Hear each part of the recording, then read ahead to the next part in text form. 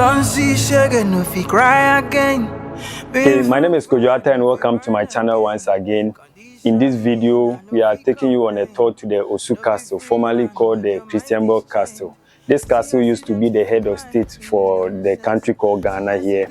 And today we are going to take you to all the various places of this castle. And we have our tour guide here, Comfort, with us to do the thing with us. So Comfort is going to take us to all the various parts of this castle. So if you have not subscribed to my channel, please subscribe, like this video, share this video, and do everything with this video. So once again, you are welcome to Christianborg Castle. Okay. So you mostly hear people saying Osu Castle because it's found in Osu rather than Christianborg. Castle was built by the people of Denmark. So they came here in 1659. In order to have access to this place, they had to pay 3,200 gold florins to Queen Okankwe of Osu. In 1661, they moved in here. So it was just a small fort they built, named the place Fort Christiansborg, after their king, King Christian IV of Denmark. So everything you see here wasn't built at once. As in when they needed more spaces, additional ones were added. And as in when the additions were made, years were attached to them. That is how come you hear me saying 1661, but the entrance is 1790. So that was when the entrance was made. So when the Danes occupied here, it was just trade in gold and ivory. Later part in the 17th century, they needed people to go and work in the sugarcane plantation. So there was an influx of sugarcane plantations in the Caribbean. So that was when the slave trade started. Okay.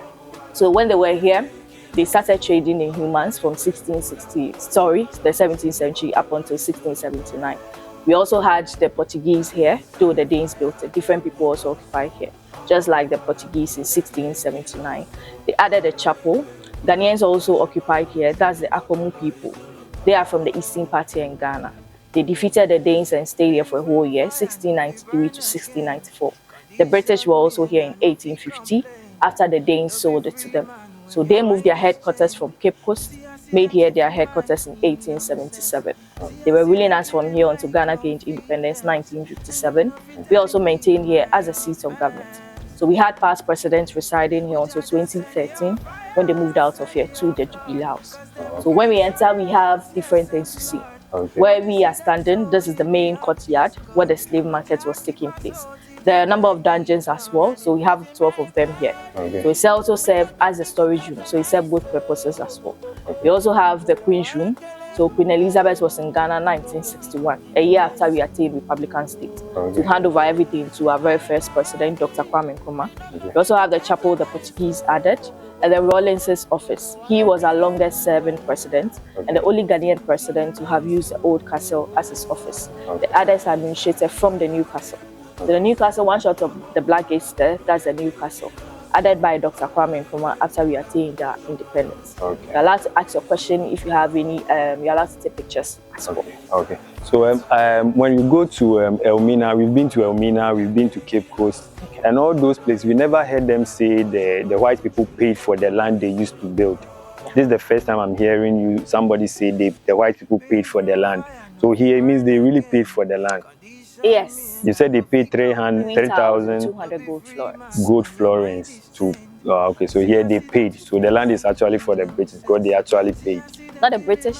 The Danes, the first people in 1661. Yes. Oh, okay. So let me give you a little throwback. Okay. Before the Danes came here, the Portuguese were the first people to have used here. Okay. Around the 1550s. Okay. So they built a wooden structure, more like an earthen structure, where they were keeping their goods in there. Then 1652, we also had a Swedish here. Okay. So they pulled down the Portuguese one and then built this. In 1659, the Danes came, purchased the land, making it legal, and they were the first to use stones to build. So theirs was durable as compared to the others. So the meaning of Christiansborg is Christian stone. Christian stone. Yes, some will also say Christian fortress. Okay. So the name, they built the place for three main reasons: accommodation, marketplace, and storage facility as well. Okay. Okay. Thank you very much. So I think we can move now. Okay. So as I said earlier, everything wasn't built at once. Okay. So we have 1797 here. The first one I told you was named after King Christian IV of Denmark. Okay. But around the 1790s going, there was King Christian VII. That is how come this is named after him. So the C7 is standing for King Christian VII of Denmark. This structure. Yes, the cipher of King Christian VII. Oh, okay. Yeah. Okay. So The British also added some parts while they were here. Okay. That's MCMXII, that's 1912, added by the British. Then we have 1921 here, then 1950 also here, added by the British. So these are dates when these structures were erected. Yes. So this was built in 1950. 1950. Like 7 years to independence. And this was built in 1921. Oh, okay. Okay. So let's talk about the courtyard for a minute. Okay. So the slaves, as I said, they are from different African countries. They are not only Ghanaians. Okay. So once they get here, each of them have to be stripped naked here. They're all tired and worn out. So they have to be stripped naked here in the courtyard for inspection. The inspection is done, so they separate the weak ones from the strong ones. So they have to see if you're strong enough before they can move you to the dungeon. Okay. So the weaker ones, they treat them for a while. When you don't recover and you die, meaning you'll be dumped into the sea. Okay. So after the inspection, there is branding. Each and every slave merchant had their own symbol, which is a metal. So the metal will be put in hot fire, placed against the slave skin. This is done for easy identification. Because once you're a slave, you enter here, no one knows you by your name. So they had to brand them. So after the inspection, the branding, different commodities were also in display here. So from West Africa came the minerals like the gold, the ivory. And then from Denmark came more refined goods like the textiles, mirror, gun and gunpowder, schnapp. So more like an auction take place here. The humans were also commodities, so they exchanged them in a form of barter trade, good for goods. After the inspection, the branding, the markets and everything, the ships are not yet in. That is when they move them to the dungeon, while they wait for the ship's arrival. Okay. So someone might ask, how did they came about the slaves and all that? Okay. So I would say when they came here, there were a lot of intertribal wars and all that. So the main source of slavery were from war captives. Okay. So about 71%. So they get it from there. Then we also have raiding, enter people's homes, capture the stronger ones. And there's also pawning. For example, I'm owing you, I'm not able to pay. So I use a human being as a collateral. Okay. So that is how come they were coming about the slaves as well. Okay. Sometimes they try to justify that we had our own slavery here before they came. Okay. But ours was different as compared to theirs. Yeah. For ours, once you're a slave, you can work your way out and then free your slave from slavery. Okay. For example, the slaves here in West Africa, they were working in farms, agriculture, fishing and all that. Yeah. But theirs, once you're a slave, you remain a slave forever. Okay. And then when you give birth, your child is also a slave. More like a chattel slave, a property. Okay. Okay. So once the inspection and everything, let's move into one of the dungeons for you to have a look at it. Okay. Okay. Okay, so this is one of the dungeons. There are 12 of them here. Okay. It also serves as a storage room, so both purposes. Okay. So depending on what is kept in here, it's either the dungeon or a storage room. Okay. So they needed more spaces, so they made their dungeons in the form of inner one and then the outer one as well, more like chamber and hall. Okay. So once you, maximum of 50 people were kept in here. This small room? Yes. Wow. So 50 in here, 50 in there as well. Okay. Once they enter, there's no way you're going to be allowed to go out until the ships get here. Okay. They will be in chains and shackles. So they did everything right here.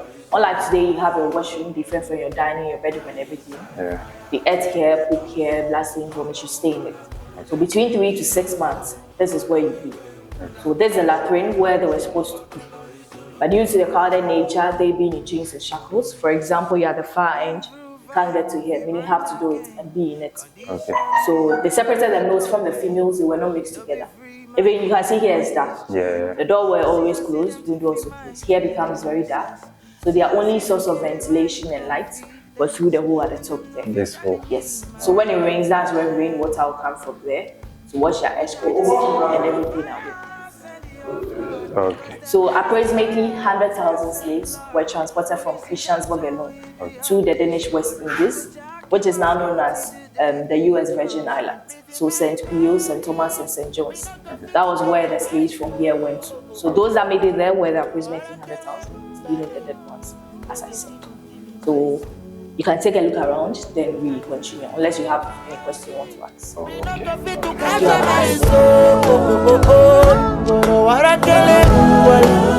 You no go fit to kill my soul.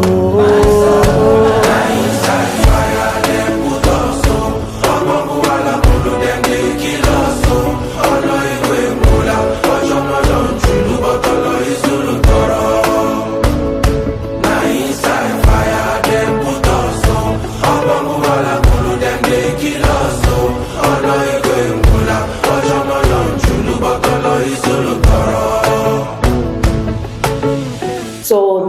also another dungeon. Unlike the other one, which houses about 50 slaves in each, here maximum of 30 people in each. So that's the inner and then outer. The shelves you see here are just additions. Since this used to be the government house, most of the dungeons became storage rooms for some time. So people were keeping their files here. That is how come this is here. Would you want to take a look inside? Yeah, we would like to. So Enter, please bend your head. Okay. Don't raise. Yeah.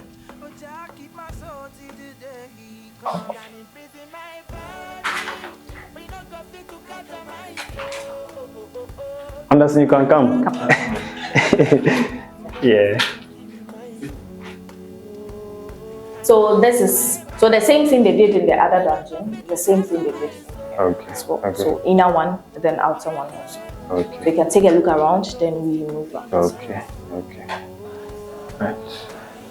It's cool. So you take some.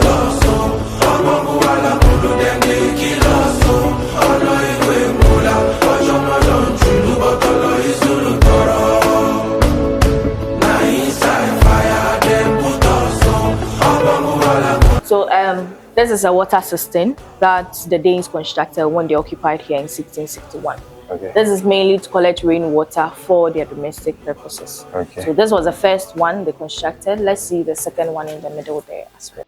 Man, when your mind is chained, see I see them tiffy my innocence. See I see them killing my confidence. So this was the second water system constructed in 1753 during a Danish governor's time called Carl Endman. So that's his name down there. He was a Danish governor from 1752 to 1757. During his time, this was constructed.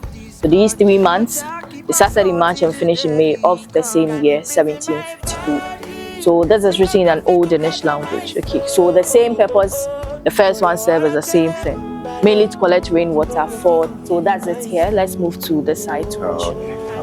My body, but you not go fit to capture my soul. What I tell you, you no go fit to kill my soul. This were here served as a staircase for their governors.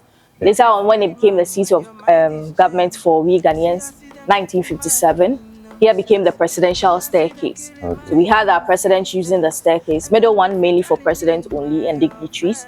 Other presidents from different countries are also allowed to use here when they come here to see our president. We use the side ones. Okay. So when you take a look at our 50 Ghana cedi notes, you see the staircase we have here, and then the front view of the castle. Oh, okay. So 50 cedis used to be our highest money by then, and this was a seat of government. Now we have our highest money being 200 Ghana cedi notes. So you find the Jubilee House, which is the current seat of government, on the 200 Ghana cedi notes as well. Okay. Thank you. Yeah. So on top, we have the Ghana coat of arms, more like the badge of the nation. So this was designed by a man called Ni Amonkote Ghanaian after we attained our independence. So we have the eagles protecting the nation, the cross staff, local administration. The castle is standing for our national government. We have the cocoa tree vegetation. The mine shaft is mineral resources. The line in the middle means Ghana is still part of Commonwealth of Nations. We have our motto, freedom and justice. Then the black star is the hope of Africa. So we were the first sub-Saharan West African country to have gained our independence in 1957. That's a hope for other African countries as well. They started gaining theirs 1960 onwards. Is there any question before we continue to the top? Okay. Hello. So Do you have a question? yeah, Yeah. I'm just trying to see if I got everything right. So this was for the president and other presidents, Yeah. and this was for the normal people. Yes. Oh, okay. So it was logged until the president want to use it. Yeah. Okay. That's cool. And this is on our 50 Ghana cedi notes. Exactly. Okay. All right. All right. Does anyone want to take pictures here before we head to the I top? keep my soul till the day he comes. Can imprison my body, but you not go fit to capture. Once our presidents were here, this served as the accommodation. So this was a presidential home. We had past presidents like Dr. Kwame Nkrumah, those the military coup d'etat, Jerry John Rawlings. Throughout the 19 years, he also lived here. Then Atta Mills was the last president to have used here in 2012. So 2013, during John Mohammed's time, that was when they moved to the Jubilee House till date as well. So you can take a look at the view for a minute, then we continue with the tour. Hey, presidential bedroom. No, Queen Elizabeth. Hey, wow. It's a privilege, yeah. Okay. Yes, they live.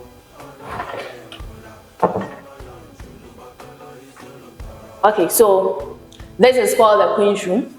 Queen Elizabeth II, this was a room she used while she was here. So Ghana gained independence 6th of March 1957, became a Republican country 1st of July 1960. That was when it became totally free from the British. So Queen Elizabeth was supposed to come in 1960, hand over authority to our very first president, Dr. Kwame Nkrumah, but she couldn't come that very year. She was here in 1961. So this was the room she used while she was here. The room used to be bigger than this, but part of it, the maritime office you see there, part of it has been used as the office we have over there. So some things have been changed, just like the bed sheets, but the bed, the wardrobe, and everything is intact. The tiles also have been changed. At first, it used to be wood. 1977, we had King Charles also here. So we have a school here called Achimosa Senior High School, built by the British governor, Sir Gordon Gorgesby. You no go fit to capture my soul. You no go fit to kill my soul. Alright, so you all can have a sit. Okay. Okay. Okay, so as I said earlier, though the Danes built it, the castle changed two hands from time to time. The Portuguese also had access here in 1679, where they added a chapel. So that was when the Danish governor, Johan Ulrich, got killed by his assistant Peter Bolt. He then sold the place to the Portuguese for 36 pounds of gold. Wow. They came, raised the walls higher, and then added a chapel. When they took over, they changed the name from Christiansborg to St. Francis Xavier Castle, the chapel also bearing the same name. They were here briefly, 1679 to 1683. The Danes resumed their trading activities here from 1683, and then they were trading up until 1693. So remember I told you we had Ghanaians also occupying here, the Akwamu people. So the Akwamus occupied the eastern part here in Ghana. They were the warlords of these coastal areas, very powerful people. So that's a picture of Asemani from Akwamu. So they also wanted to take part. So our own people were also involved in the slave trade as well. So he was sent here. He came in more like a spy, working for the Danes as a cook. He studied them for a while, gathered enough information. He then left to his town, came with 80 military men, who then came in disguise as traders to come and buy guns from the Danes. So back in the day, when you buy guns, you have to test it first in the main courtyard before you take it with you. Unknown to the Danes, these people came along with hidden gunpowders. So the same guns they bought, they used the same guns to kill them. Then Asemani and his people occupied here for a whole year, 1693 to 1694. And he made himself the first black governor of Christiansborg. Unfortunately, when he took over, the slave trade continued for the time that he was here for a whole year. So this is to tell you that our own people were also involved in it as well. After a year, that was in 1694, we had the Danes wanting to get the place back. So they negotiated with him, paid him 50 marks of gold. He then decided to hand over the castle to them after they paid him. He gave them the castle all right, but he took the keys to his hometown. So currently, as we speak now, the original keys of Christiansborg is in Akramufie, that's in the eastern part here. So it's part of the royal possessions.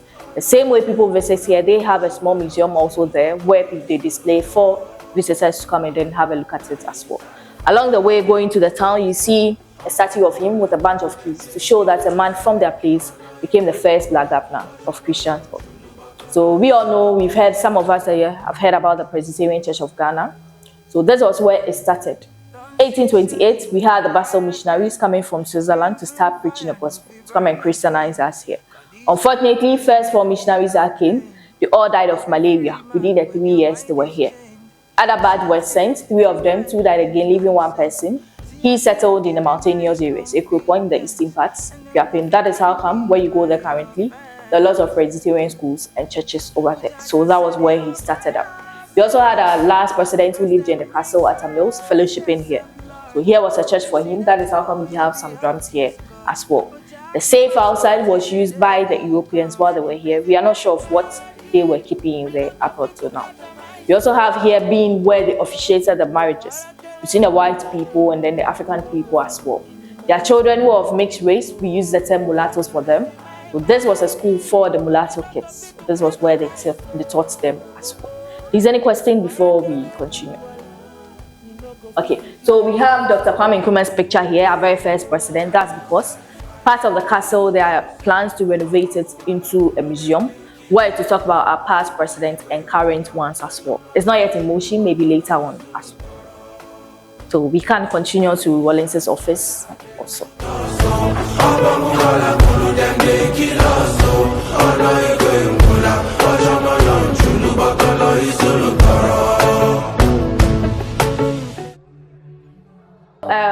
This office was added in 1921 during the British governor's time, Sir Gordon Gordonsbeck. So he first used here. Later in 1981, we had our very own Ghanaian president, Flight Lieutenant Jerry John Rawlins, deciding to use here for security reasons. So he came to power through a military coup d'etat in 1981. He overthrew a civilian ruler called Hilalima, then took over from him. So 1981, JJ decided to use here. So security reasons mean that whilst he was here, he could see all the way through the first gate. So that is how come he chose here. He was the only Ghanaian president to have used here as his office. The others administrated from the new castle. So as I said earlier, one shot of this black gate, that's the new castle, added by Dr. Kwame Nkrumah, our very first president after we attained our independence. So JJ was our longest serving president, 19 years in total, 11 years military, 8 years as a civilian ruler. From 1981 to 1992, he ended his military ruling of 11 years. So when he stepped down, he founded the NDC party we have now. So 1992 to 1996, he was voted for the first 4 years. Then 1996 to 2007, another 4 years, making his 8 years civilian ruling. So throughout the 19 years, he used this office. He was also a pilot in the Air Force as a military man. So in the garden, we have cemented portions over there, which is serving as a helipad, a spot for helicopter. So there will always be a helicopter there. When there's danger, he can quickly fly out of here to safety. So what he did to someone else will try to do to him. That's how come he had to be cautious about it. He was also a mulatto, half Scottish, half Ghanaian. So Mam Ghanaian from the Volta region, and then that's Scottish as well. Unfortunately, he's late now. We lost him in 2020 also. Please, any question before we continue? No be free man when your mind is chained. See, I see them tipping my innocence. See, I see them killing my confidence. And them no fit telling me my offense. Ujaja, send your fire, send your flood. Cause them. So this is the Richta Tunnel. There was a Danish slave merchant called Richta. He built his home about 600 meters away from here. He had dungeons in his home where he kept slaves in there. And then he equally built an underground tunnel that will link his home to the castle here. So that when the ships are ready, he can march them from his home through the tunnel, ship them off through the door of no return. An earthquake happened in 1862, which affected most parts of the castle, including his home. But the dungeons are still intact. When you ask of the Richta house in Ussu, you'll be directed there. Just like our Engman, he also has descendants here. So when you go to his home, you see the inscription CR/HR 1809. So those are his son's name, Christian Richta and then Heinrich Richta. 1809 was when he acknowledged them to be his sons. So he also passed the business to them, then they also continued. So after the earthquake, this had to be renovated. And that part is blocked. Initially, it was supposed to take you to his home and back as well. So let's head to the door of no return, which is the last part. So this is the Richta, So after the Richta tunnel, this is the door of no return. The staircase we used is made in a spiral form so they can count the number of slaves coming down, one after the other. 2 people cannot use the staircase at a go. So whilst they are coming, they will be in chains and shackles as well. So the same way we came was the exact same way they were coming down. So once out of here, it will be the last time you'll be in touch with the castle and then the African soil as well. So smaller boats will be in front, and they carry them to the bigger ships in the middle passage. When they get there, they have people inspecting the slave ships. That's because some slave owners overload. For example, you're supposed to take 300 slaves, you took more than that. So the reason why they overload is because more slaves means more money. So when you get there, they pay you according to the slaves you bring. So after the inspection, they dump the slaves, the excess people, into the sea. There's no way they're going to bring them back here. So as I said earlier, the slaves are not only Ghanaians. They are from different African countries. And then most of them were from the inland, where they've not come across sea before. So definitely they can't swim. So that is how come they dumped them in there. There was a case called the Zong Massacre, where a British ship called Zong was leaving Ghana in 1781, taking the slaves from Ghana to Jamaica. Along the way, there was shortage of water. So the crew members decided that in order for themselves and then the rest of the slaves to survive, they had to dump more than 130 slaves alive into the sea. Upon reaching Jamaica, they went claiming for cargo insurance. So it's part of business. They wanted the people to pay them for the slaves that they had dumped, in addition to the ones that had made it to Jamaica. The people refused to pay, and then they took the people to court in 1783. They lost the case, and this made people aware of the transatlantic slave trade. So it raised abolitionist concerns and all that, and then made people aware. 1619 was when the first slave ship left Africa to America. So 1619 to 2019, that's marked 400 years. That is how come in 2019, that was the year of return in Ghana, where the diasporans as the Black Americans were allowed to return to Africa. So most of them came here before COVID happened. 2020, there was a similar thing called Beyond the Year of Return, where this will be held every decade as well. There's also the Emancipation Day, which was generally celebrated in the Caribbean to mark the end of the chattel slavery in the British colonies in 1834. So Ghana was the first and only African country to have joined in 1998 to reaffirm that the Black Americans can return to Africa now. So a lot of them, we have 3 people being brought back, their remains, and are buried at Asiman, so 3 of them. So since they were brought back home to be buried, now the door of no return is known as the door of return, since we can go back now. So this is it. Let's head to the garden, which is the last part of the tour as well.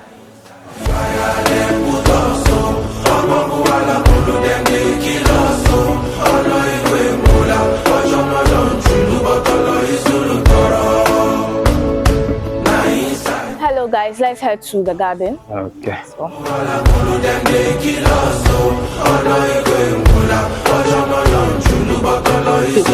we have a beautiful garden here, but it comes with a sad history. This used to be the home of the locals here, which we call the Osu. So they came about the name Osu because we believe they migrated from Nigeria to settle here. So they had their thatch houses and everything in the garden before their king decided to sell parts to the Danes to build Osu Castle. So the Danes were here, the locals were also here. 1803, the Danes abolished slavery. They were the first country to have done that. I wouldn't say entirely, because the rest of the slaves they couldn't ship off before the abolition. They started a plantation of tamarind, a part of the garden, not only here, Ussu Salem, the botanical gardens, and different aspects as well. So we still have 2 of the trees in existence there till now. The plantation around 1840s, they realized it wasn't profiting them as compared to the slave trade. So they then decided to sell the place in 1850 to the British for £10,000. So that was when the British moved in here. So while they were here, they introduced a tax for Osu tertiary and its environs to pay. That's 1 shilling per person. The people didn't understand why a stranger would come in their land and then start demanding taxes from them. So it brought confusion between the British and then the locals here as well. So 1854, there was a bombardment of Osu people. They had to use one of their ships, HMS Courtyard, to destroy the people's homes and everything. So that moved them further away from here. You all know a shrine? You know a shrine? Okay, so before Christianity and then Islam came, we had our own African traditional religion. So more like an altar where we pray through our ancestors by pouring libation and all. Yes. So there's a shrine in the garden, the far end, which belongs to the locals here. So there also people have a festival. Ghana in general, they have a festival they celebrate, which is Homo Festival. So they come here every year during the Homo Festival to pay homage to their ancestors, since this was their original home before they were expelled from here. So they come here to perform rituals and all that. So whether a president used slavery or not, they are still allowed entry. The shrine is still in use up to date. So after the British expelled the people, they made the garden we have over here. The very first tree that was planted here was the neem tree in 1894. The neem tree is originally from India, and you can find this across most African countries. It's more like an immune booster for us here. We use it to cure many illnesses like malaria, common cold, fever. During COVID, most people also used it in their homes as well. Most hair products you see neem oil, they get it from the fruit of this tree also. Where we have the green boundary, so archaeological works go on there, more like a seasonal something. So when they find the artifact, they take it to the National Museum of Ghana also. So this is the end of the tour. You can take a walk through the garden where the flower pot is. You walk and then you come to the end there. Thank you very much. Okay.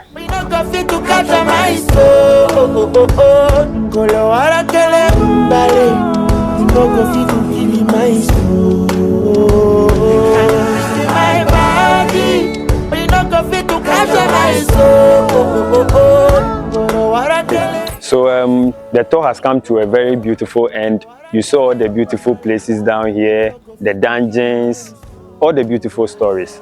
Osu Castle, which is the Christianborg Castle, is a very nice place. So if you've not been here, try and make it a point to be here. My name is Courtyard. This is another episode exploring the slave trade and the slave story. So if you've not subscribed to my channel, do well to subscribe, like this video, share your comment, and come back another time for another video. My name is Kojo once again, and I'm signing out from Osu Castle. Let's go.